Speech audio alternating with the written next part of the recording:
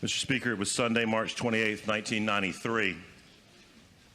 At Crazy Charlie's in Carytown, right here in Richmond, and a young drinker went out for $2 rail drinks to celebrate their 21st birthday.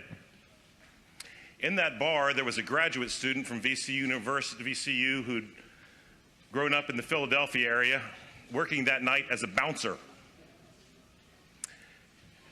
And the story's not going where you think, Mr. Speaker, because while that bouncer did ultimately help that drinker meet with an authority, it didn't happen that night.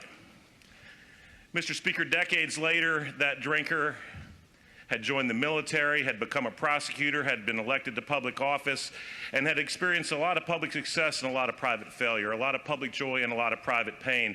And that bouncer had become a physical therapist, and then a farrier, and then a lay pastor, and then a pastor, and then he established what I think is probably the fastest growing church in Fluvanna County, Virginia. And those two people who had been in that room together 30 years ago didn't meet for decades.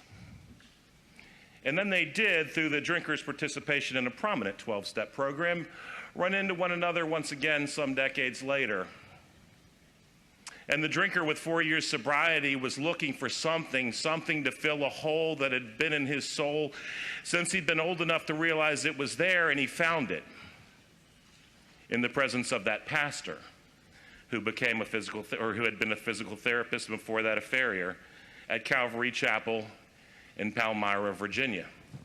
Mr. Speaker, that pastor, Steve Feden, delivered our invocation today, and I have often thanked him for delivering the message of the gospel of Jesus Christ, which has changed my life.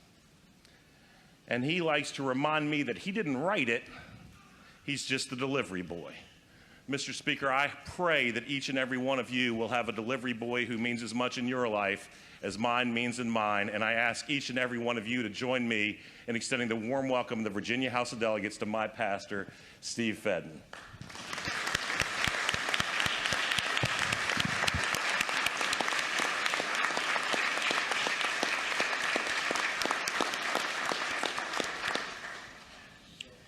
Welcome, Pastor Feden. Welcome. Thank you.